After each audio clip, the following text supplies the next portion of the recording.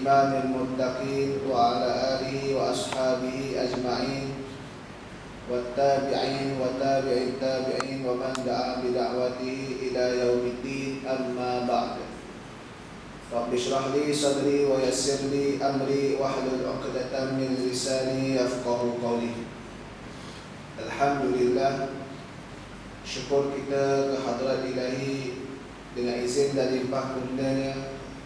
Kita masih lagi diberikan ruang dan peluang oleh Allah Subhanahu wa Ta'ala untuk kita terus sama-sama berada dan menghidupkan pengajian ilmu agama yang merupakan di antara sunnah Nabi Muhammad sallallahu alaihi wasallam.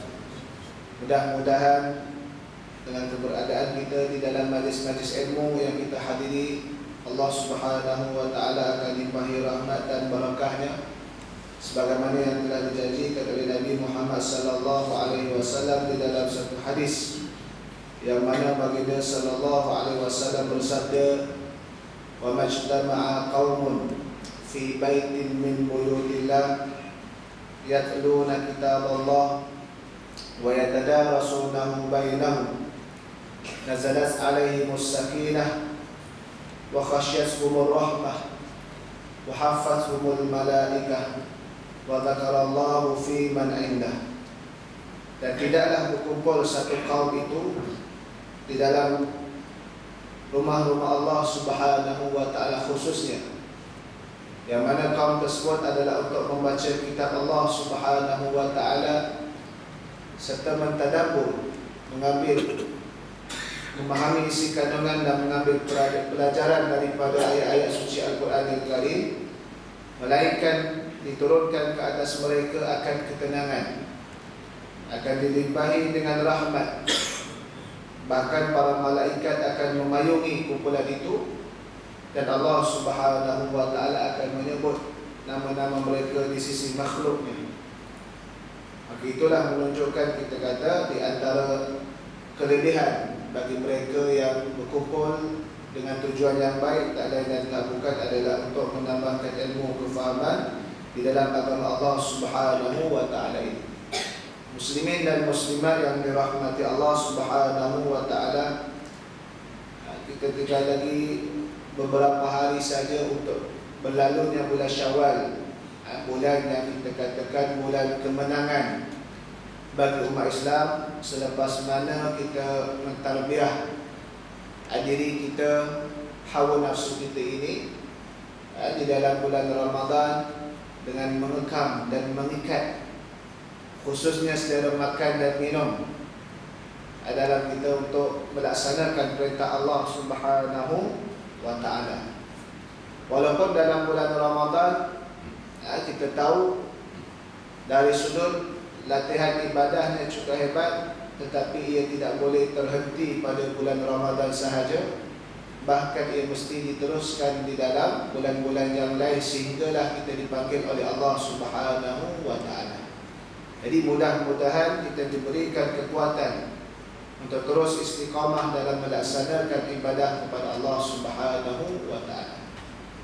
InsyaAllah pada pagi ini sama-sama kita akan berbincang berkenaan dengan satu tajuk yang boleh kita sama-sama memberikan perbincangan berkenaan dengan rezeki yang halal, hidup yang berkat. Ini kerana soal berkaitan dengan rezeki ini adalah satu perkara yang sangat penting, apatah lagi jika melibatkan, kita kata, soal kehidupan yang keberkatan yang kita mahukan. Kerana hidup yang berkat ini merupakan satu matlamat atau cita-cita setiap orang. Hidup yang berkat ini merupakan hidup dia dalam keadaan yang baik, dalam keadaan yang kita kata tidak ada masalah, tidak ada problem. Namun dalam kita nak mencapai kehidupan yang baik itu, tak dapat tidak di antaranya perkara yang mesti diperhatikan adalah pada soal punca rezeki dan bagaimana rezeki itu digunakan, sama ada menepati syarak, sama ada adalah untuk digunakan di jalan Allah Subhanahu wa Ta'ala ataupun tidak. Tadi pun dalam sembahyang subuh Imam kita pun dah baca berkenaan dengan surah Al-Jumu'ah, yang mana akhir 3 ayat terakhir tersebut menerangkan berkenaan dengan soal rezeki. Allah Subhanahu wa taala berfirman dalam ayat yang ke-10, فَإِذَا قُضِيَتِ الصَّلَاةُ فَانْتَشِرُوا فِي الْأَرْضِ وَابْتَغُوا مِنْ فَضْلِ اللَّهِ وَاذْكُرُوا اللَّهَ كَثِيرًا لَعَلَّكُمْ تُفْلِحُونَ. Yang bermaksud apabila telah ditunaikan solat. Dalam ayat yang diturunkan ini khusus berkaitan dengan sembahyang Jumaat pada penurunan ayat tersebut. Maksudnya selepas selesai kita menunaikan solat, melaksanakan kewajipan yang telah diperintahkan oleh Allah Subhanahu wa taala, maka bertebaranlah kamu di atas muka bumi Allah Subhanahu wa taala ini dalam nak mencari kurniaan Allah Subhanahu wa taala. Mencari kurniaan Allah ini termasuklah soal rezeki, yang mana rezeki ini bukan semata-mata kita kata dari sudut harta benda material. Sebab orang kadang-kadang bila sebut rezeki, dia hanya melihat kepada material. Mungkin itu kita kata khususnya, tapi umumnya apa sahaja yang kita kata daripada kurniaan Allah Subhanahu wa taala itu, maka dia juga ada dipanggil rezeki disebut. Dan ingat Allah banyak-banyak supaya kamu beruntung. Hai muslimin dan muslimat yang dirahmati oleh Allah Subhanahu wa taala. Di sini Allah Subhanahu wa taala meletakkan beberapa kita kata garis panduan, atau dalam nak mengajar kita dalam soal rezeki yang kita kejar itu, yang mana Allah Subhanahu wa taala tidak menghalang manusia ini dalam nak mencari rezeki. Bahkan ia adalah satu perkara yang dituntut di dalam Islam. Disebabkan apa? Disebabkan manusia itu adalah manusia. Manusia itu adalah manusia. Maksudnya apa? Manusia itu mempunyai kita kata fitrah dia yang memerlukan kepada makan minum, yang memerlukan kepada kita kata sifat ingin berhibur, sifat ingin beradanya pasangan, ingin adanya anak dan seumpamanya, sebagaimana yang kita lalui sekarang ini. Manusia ini tak sama dengan para malaikat yang diciptakan oleh Allah Subhanahu wa taala, fitrahnya hanya fokus kepada ibadah yang khusus semata-mata. Akan tetapi manusia ini adanya kita panggil unsur manusiawi yang diciptakan oleh Allah Subhanahu wa taala khusus untuk mengabdikan diri kepada Allah Subhanahu wa taala. Dalam masa yang sama manusia memikul sebagai seorang khalifah dalam nak memakmurkan bumi Allah Subhanahu wa taala ini. Maka di sana difahami bahawasanya Islam ini adalah nak menyuruh manusia ini untuk jadi manusia yang beribadah kepada Allah, bukan nak suruh manusia ini jadi malaikat. Ada juga bukan nak suruh manusia ini hilang panduan dan pedoman sehingga menjadikan diri mereka ini seumpama binatang yang tidak menggunakan ataupun yang tidak ada akal fikiran dalam nak menguruskan ketamadunan kehidupan mereka tersebut. Di sinilah menjadikan perkara yang melibatkan soal rezeki ini adalah satu perkara yang sangat-sangat penting. Muslimin dan muslimat yang dirahmati oleh Allah Subhanahu wa taala. Yang mana kita boleh bincang yang pertama ini dalam soal rezeki ini, Allah Subhanahu wa taala mengingatkan kepada kita bahawasanya kita hanyalah menguruskan usaha tersebut dalam nak mendapatkan rezeki tadi. Yang apa yang cantik di antara kita kata mekanisme dalam nak menguruskan rezeki supaya kehidupan kita ini berkat, di antaranya yang selalu dibincangkan adalah soal sedekah. Betul tak? Yang mana sedekah ini ada falsafah dia tersendiri. Islam meletakkan satu konsep kita kata yang melawan kita kata logik matematik dunia ini, di mana kalaulah matematik dunia ini mengatakan apabila dalam simpanan kita itu ada sekian jumlah, maka kita keluarkannya, kita beri kepada orang, maka simpanan jumlah tadi akan berkurangan. Ini matematik dunia. Betul tak? Sebagai contoh dalam bank kita ada berapa? 2.6 bilion. Sebagai contoh, angka je tu. Kita keluarkan 1 bilion bagi korang. maka dalam simpanan kita tinggal 1.6. Betul tak? Itu matematik dulu.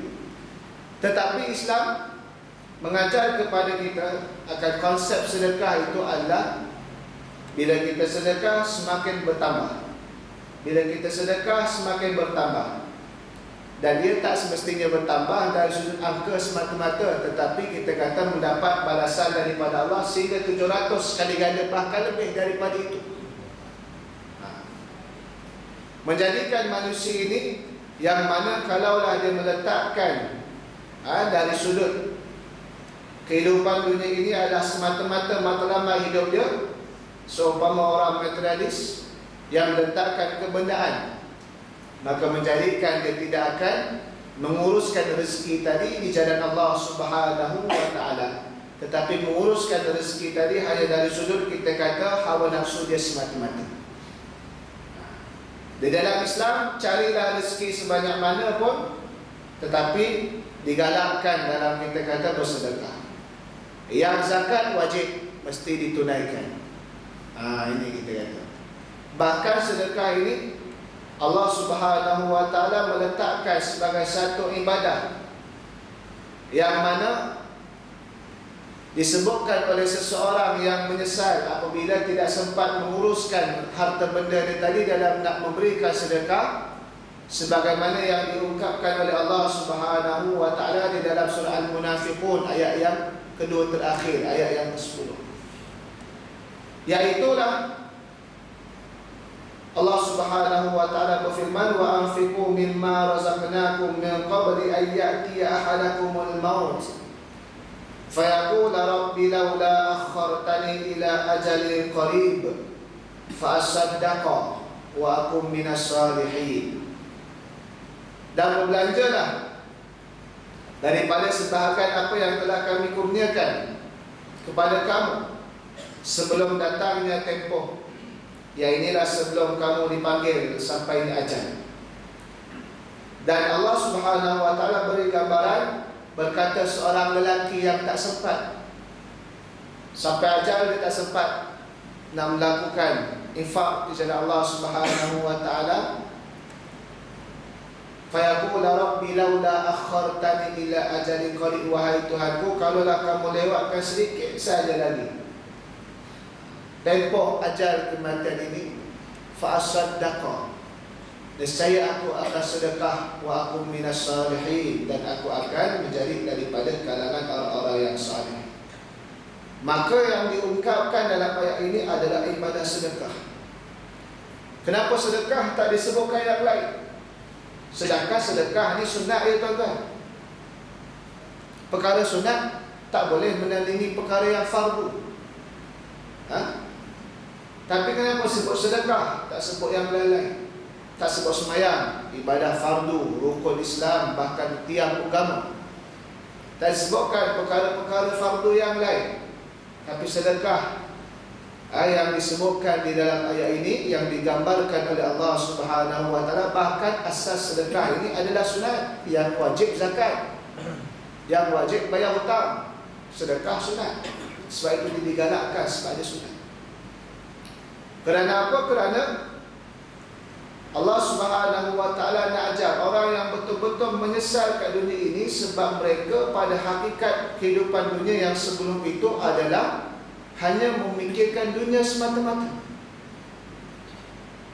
Tidak mau mengorbankan, kita kata, dari sudut kepentingan dunia itu atau keseronokan dunia itu dalam nak meraih redha Allah Subhanahu wa Ta'ala di akhirat kelak khususnya. Maka sedekah, sebagaimana yang kita katakan tadi, adalah mempunyai falsafah dia yang tersendiri, iaitu melawan logik matematik dunia ini. Disebabkan itulah sedekah itu nama sedekah. Sedekah benar. Maksudnya apa? Allah Ta'ala memberikan jaminan orang yang infak jalan Allah, maka insya-Allah rezeki dia tadi akan, kita kata, dipelihara oleh Allah Subhanahu wa Ta'ala. Walaupun dari sudut matematik dunia simpanan dalam bank dia ataupun dalam kita punya wang yang dia ada semakin kurang. Semakin dia bersedekah, semakin dia hidup berkat di sisi Allah Subhanahu wa taala. Semakin dia bersedekah, maka menjadikan dia ini kita kata dipelihara oleh Allah Subhanahu wa taala daripada sebarang kita kata bala bencana dan juga kita kata perkara-perkara yang tak diingini. Semakin dia bersedekah menjadikan semakin mudah di dalam nak buat ibadah kepada Allah Subhanahu wa taala. Maka di falsafah dia itu dinamakan sedekah, membenarkan janji-janji Allah Subhanahu wa taala dengan cara pelaksanaan yang kita telah lakukan tersebut. Maka di sinilah kita kata di antara falsafah sedekah itulah dalam yang disebutkan oleh Islam tadi dalam nak mendidik sebenarnya mentaliti manusia itu supaya meletakkan kepentingan dari sudut akhirat tadi, bukan hanya fokus yang terikat di dalam kita kata ruang lingkup yang hanya melibatkan kepentingan dunia semata-mata itulah. Maka di sinilah kita boleh tahu bahawasanya rezeki tadi asasnya mesti ada kaitan dengan perkara-perkara yang mendatangkan dari Allah Subhanahu wa taala. Muslimin dan muslimah yang dirahmati oleh Allah Subhanahu wa taala, bila bincang soal rezeki ni tuan-tuan, kita tengok zaman sekarang ni yang jadi kita kata ujian yang banyaknya, perkara yang perlu kita perhalusin juga adalah berkenaan dengan soal kita kata punca pendapatan itu agar tidak dilakukan secara kita kata yang adanya unsur-unsur penipuan. Sebab banyak kalau kita nak tengok baru-baru ni pun yang gegap gempita 10 malam terakhir yang kita kata loyak tu pun marah sebab apa? Penipuan berlaku dah. Sebab benda penipuan ini adalah kita kata perkara yang tak dibenarkan di dalam kita nak mencari soal pendapatan. Bahkan bukan kita hanya kata penipuan itu dari sudut benda barang original tukar pada tiruan semata-mata. Dia lebih umum kita kata penipuan. Dalam kita nak berjual beli, kadang-kadang kita tipu orang. Sepatutnya harga sedemikian tapi harga yang diberikan adalah lebih saja. Kita tipu ke dia, harga dah tetap dah RM5 kita jual RM5 walaupun RM10 kita tipu dari sudut tersebut, tapi perkara tersebut adalah tidak dibenarkan di dalam Islam. Yang mana kalau kita tengok Nabi SAW ini tuan-tuan, kalau nak suruh jaga berkenaan dengan soal punca rezeki daripada urus niaga jual beli ni tuan-tuan, Nabi SAW ada sebut dalam satu hadis, at-tajiru al-aminu as-sudduq ma'an nabiyyi was-siddiqin wasyuhada. Peniaga-peniaga yang kita kata yang amanah Nabi yang jujur ini, dia akan bersama-sama dengan para nabi dan juga para siddiqin dan juga para syuhada, iaitu di akhirat itulah. Di mana kedudukan nabi dan syuhada dan siddiqin ni tuan-tuan? Mestilah kita kata kat syurga. Nak boleh cari orang-orang yang berurus niaga yang kita kata yang kita kata apa, yang jujur ni bukan mudah. Kita nak beli dari sudut yang handset tu satu. Dia kata original ke apa, dia kata tengok yang tiruan punya. Jenama apa? Jenama Megatop. Rupanya Megatop pakai seminggu meletup. Tu Megatop. Tak adalah jenama apa pun wallahu a'lam lah. Tapi kadang-kadang dia menipu kadang-kadang. Kita tengok iklan, pernah berlaku dan pernah ditegur dulu. Ayamnya lebih besar daripada kita kata roti. Nampak iklan tu ayam lebih besar pada roti. Orang tengok sekali tu, kita kata ini makan seketul ayam ni kenyang dah ni. Sampai-sampai ke kita ayam lebih kecil daripada roti. Tapi dah ditegur dah. Ini termasuk dalam kita kata yang penipuan tadi tu dah. Sama ada berbentuk yang dipanggil dalam bahasa tadlis ataupun ghamdul fahish kita kata. Ini kita kata dari sudut perkara-perkara tadi tu. Sebab apa? Sebab bila kita sifatkan sebagai perniagaan ataupun urus niaga tadi, maka ia dipanggil sebagai satu interaksi antara manusia dengan manusia untuk memenuhi keperluan. Bila manusia ini berhubung dengan manusia dalam nak memenuhi keperluan tuan-tuan, maka di sana mesti cari kita kata perkara yang diredai bersama supaya tak timbul pergaduhan tersebut itulah.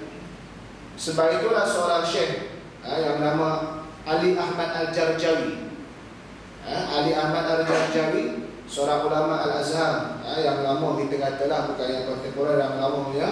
Dia ditulis di dalam kitab dia Hikmatul Tashri' wa Falsafatuh, hikmah pensyariatan dan falsafah dia. Dia kata apa? Pensyariatan jual beli ini adalah nak memenuhi keperluan kehidupan manusia, memenuhi keperluan kehidupan manusia tersebut.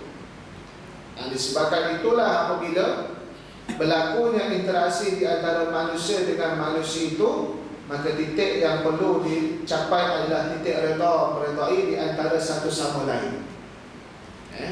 Dan Allah Subhanahu wa taala pun dah sebut di dalam firman-Nya, ya ayyuhalladzina amanu la ta'kulu amwalakum bainakum bil batil illa an takuna tijaratan an taradin minkum. Wahai orang-orang yang beriman, dan janganlah kamu memakan harta benda kamu di antara kamu dengan cara yang batil. Termasuklah kita kata di antaranya dengan penipuan. Kita kata. Dan juga perkara-perkara yang lain lah, yang perkara yang bercanggah dengan syarak. Berjudi ke, adanya unsur riba ke sebagainya. Melainkan dengan cara-cara perniagaan yang mana kamu saling redha meredai di antara kamu tadi. Bapa jual sekilo RM5, kita pun bayar RM5 ke dia, dia pun bagi sekilo kepada kita. Berlaku zaman Nabi SAW, ada seorang peniaga tu jual buah, yang mana buah tadi dah tak elok, dah kena air. Maka Nabi pun ambil, Nabi kata man ghasyana falaysa minna. Siapa yang menipu bukan pada kalangan kami. Bukan kalangan kami itu, kami Nabi sebut bukan kalangan kami, bukan kalangan kami ini tak sama dengan Nabi ini ya. Berat kan? Kita jumpa kadang-kadang kat pasar-pasar ke mana-mana segelintir berlaku, tengok buah cantik sekilo letak RM5. Bagi sekilo, yang jenis kadang-kadang ada orang jenis nak ambil sendiri, tak apalah, dia pilih satu timbang, tak cukup dia pun bagi cukup. Dia tengok, bila kita tengok dia pun isi dalam plastik, isi separuh timbang, RM400, separuh kita. Bila kita pandai sikit, dia mula ambil yang bagian lain sikit, yang busuk dia sikit, ada sikit campur-campur. Akhir sekali bila kita sekilo dah RM5 kita bayar dah. Bawa balik ke rumah yang boleh makan 800 gram. 200 gram lagi dah busuk dengan sengaja dibuat. Bukan kalau kita kata di luar bergerak tu lain. Dengan sengaja 200 gram tadi diletakkan yang tak hidup tadi. Maka ini sebenarnya kita kata dia telah memakan harta yang batil sebanyak 200 gram punya nilai tadi. Sebab kita bayar RM5 untuk 1 kilogram yang boleh makan. Tetapi kita bayar RM5 dapat yang 800 gram saja yang boleh makan. Maka itu tak setuju. Kita setuju RM5 untuk 1 kilogram, yang mana 1 kilogram tadi boleh dimakan. Ini kita kata perkara-perkara yang boleh merosakkan punca rezeki tadi itulah. Disebabkan apa? Disebabkan kita kata unsur-unsur penipuan tadi. Kalau kita tengok tuan-tuan, kadang-kadang di dunia ini, bukan kadang-kadang, selalu kita tengok, bahkan terjadi sekeliling kita, yang mana kehidupan seorang tadi nak tahu barakah tak barakahnya, kita tengok bagaimana kehidupan dia tadi. Ada yang mungkin kita tengok miskin dari sudut kita kata pendapatan dia, betul. Kereta pun biasa, rumah pun biasa, kadang-kadang sewa kat rumah flat dia. Tetapi dari sudut ibadah dia, alhamdulillah cukup hebat. Alhamdulillah cukup hebat. Dia boleh sembahyang subuh berjemaah, dia boleh baca Quran, dia boleh kita kata melaksanakan apa sahajalah perkara-perkara yang mendekatkan diri kepada Allah Subhanahu wa taala. Ada yang juga kita kata orang yang mungkin diberikan lebihan oleh Allah Subhanahu wa taala dari sudut kebendaan. Tetapi kebendaan itu tidak menyebabkan dia mendekatkan diri kepada Allah Subhanahu wa taala. Maka itu kita kata tak berkat. Sebab barakah ni tuan-tuan, Jangan kita ambil barokah berkat orang Jawa. Berkat ni kita pergi ke majlis kahwin bawa balik bungkus tu berkat, tuan-tuan. Itu kita kata masuk, dia nak kata lebihan. Kenapa orang Jawa pun kata berkat? Sebab itu lebihan yang dah ada majlis, ambil bawa balik lah, kita kata. Sebab berkat-berkat ni pun dalam bahasa Arab ziyadatul khair, pertambahan kebaikan. Pertambahan kebaikan tadi. Maka pertambahan kebaikan itu, kebaikan ini adalah kebaikan yang mendorong kita kepada Allah Subhanahu wa taala. Maka itulah dipanggil kebaikan. Akan tapi kalaulah kehidupan tadi tidak mendekatkan diri kita kepada Allah Subhanahu wa taala, maka itu adalah di antara tanda kehidupan yang tak berkah. Tengok Nabi Muhammad sallallahu alaihi wasallam didik kepada kita. Bagaimana yang Nabi sallallahu alaihi wasallam tunjuk kepada kita sepanjang Nabi sallallahu alaihi wasallam mentakbir di Madinah selama 10 tahun, kita kata. Nabi sallallahu alaihi wasallam tidak meletakkan satu mercu tanda kebanggaan dari sudut material, kebenaran tadi. Bahkan Nabi sallallahu alaihi wasallam tunjuk kat dunia ini dari sudut Nabi sallallahu alaihi wasallam membangunkan manusia, tidak membangunkan harta benda semata-mata. Berbeza dengan kita kata tamadun-tamadun yang lain sebelum daripada tamadun Islam.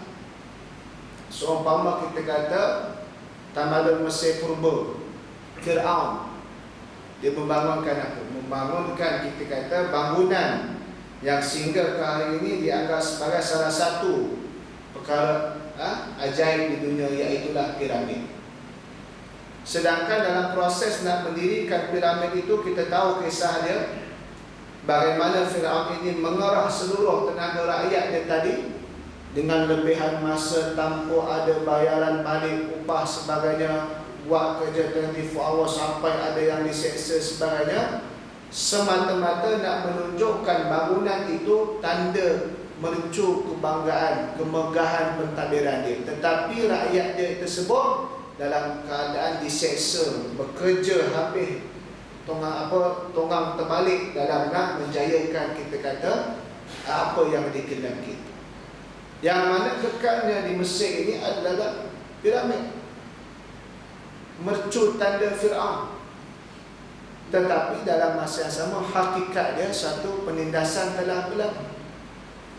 Nabi SAW tak ajar macam itu. Nabi tak paksa para sahabat, okey kamu bina satu mercu tanda bangunan yang besar supaya nanti kalau aku dah wafat orang boleh tengok bangunan tu, orang ingat kepada aku.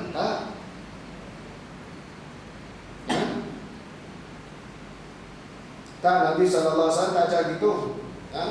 Tetapi Nabi SAW membangunkan kita kata manusia sehingga dikenali ramai, Abu Bakar, Umar, sebagainya. Tamadun lain daripada itu juga kita boleh tengok tamadun Cina, tembok yang besar. Bagaimana proses dalam nak membuat tembok yang besar itu, sejarah ini sama ya konsep. Dikerahkan habis-habisan dalam keadaan kita kata berlaku penindasan, semata-mata untuk kita kata akhir sekali menjadi mercu keagungan pemerintah ketika itu. Disebabkan itulah saya pernah tengok tuan-tuan satu rancangan National Geographic, dikaji dari sudut kita kata piramid tersebut itulah. Yang ni dia tak kaji dari sudut kita kata keunikan, kita kata dari sudut struktur pembinaan tersebut, tetapi dia kaji dari sudut ekonomi. Dia kata apa? Kalau kita relate-kan dalam keadaan semasa, perkara yang rutin, benda sama ya, cuma kita kata yang mungkin beza istilahnya saja. Dalam nak membina kita kata satu perkara yang cukup besar, maka dia akan satu memakan belanja yang besar. Betul tak? Nak bina rumah yang besar, pastinya belanja yang lebih besar daripada rumah yang kecil. Nak bina rumah yang kita kata banglo, mestilah kita kata kos dia lebih besar daripada nak bina pondok. Nak bina menara, mestilah kos dia lebih besar daripada nak bina rumah yang standard terrace saja. Ini satu. Yang kedua, dari sudut tenaga dalam pembinaan itu bergantung dengan teknologi dia. Kalaulah dalam keadaan kita kata itu memerlukan, bila bangunan yang lebih besar, projek yang lebih besar memerlukan tenaga yang lebih banyak.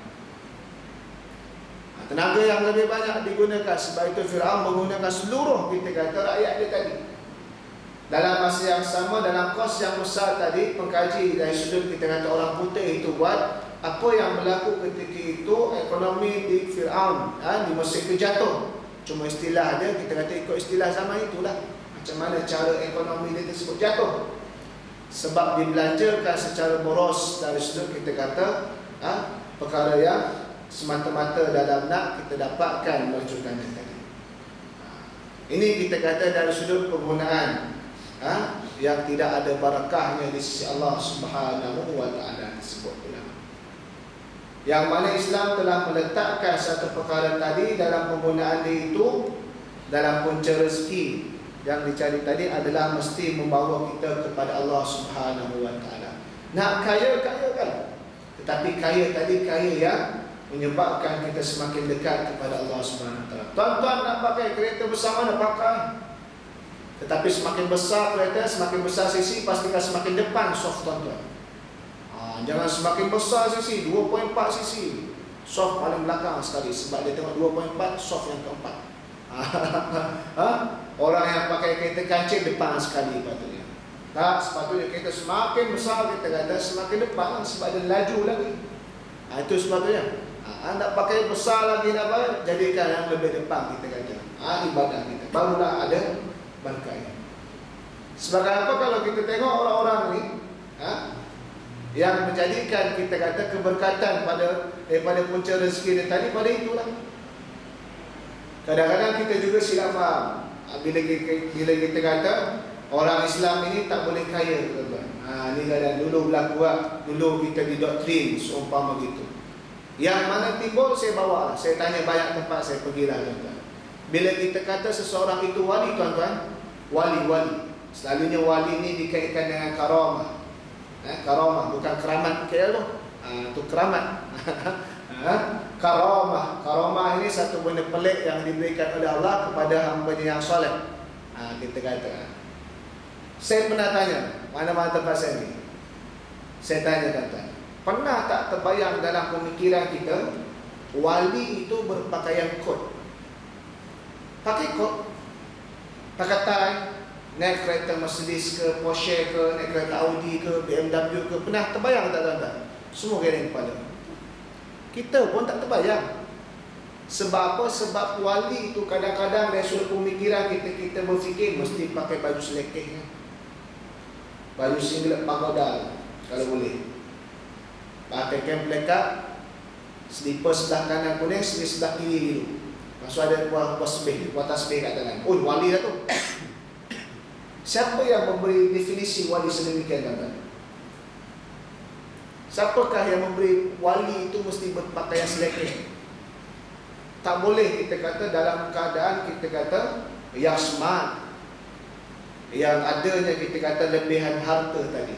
Sebab banyak harta tak masalah, yang jadi masalah bila harta tadi tak digunakan jalan Allah. Kalau ada 10% pun, 10% tadi dia buat judi, haram juga, tuan-tuan. Ada 1,000 dia buat infak. Kalau ada 2.6 bilion, dia sedekah lagi banyak, tuan-tuan, pahala dia kali 700. Itu orang paling banyak pahala sedekah setakat inilah, boleh buat world record punya setakat ini. Mungkin akan datang ada 5 bilion pula orang sedekah.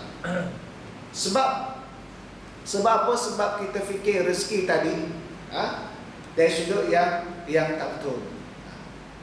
Tak ada, tuan-tuan terbayang wali tadi datang dalam keadaan pakai baju kot, keluar daripada kereta Jaguar contohnya, kita kata kalau ini orang ni dunia kita kata gitulah. Tak, tuan-tuan tahu Nabi sallallahu alaihi wasallam, Nabi sallallahu alaihi wasallam ada protokol dia. Yang smart Nabi sallallahu alaihi wasallam. Contoh sebagai contoh lah kita kata. Hari Jumaat memang disunatkan kita kata pakai pakaian putih. Ada falsafah dia. Kenapa pakaian putih, tuan-tuan? Di antaranya putih itu bersih, suci. Dan di antaranya lagi baju putih itu, warna putih itu mengingatkan kita kepada warna kain kafan. warna kain kafan. Jadi kita seolah-olah memakai warna yang mendekatkan diri kita kepada kematian. Hari Jumaat, hari untuk kita semayang, berkumpul dalam kita kata perhimpunan raya mingguan, nak semayang, nak ibadah hari Jumaat biar khusyuk. Di antara dengan kita nak semakin khusyuk dengan kita banyakkan ingat mati. Tapi bukan Nabi SAW pakai tiap-tiap hari putih semata-mata, tak juga. Ada juga warna-warna lain. Seumpama dalam kita kata bila Nabi SAW keluar nak jumpa orang musyrikin Mekah dalam peristiwa nak nak belah bulan. Nak belah bulan. Nabi SAW satu riwayat kata pakai jubah warna hitam, serban warna merah. Jubah warna hitam, serban warna merah. Jumpa orang musyrikin belah bulan. Belah bulan ni ada dua riwayat. Ada satu belah daripada jauh itu, ada satu memang bulan datang. Itu ikut ada dua riwayat.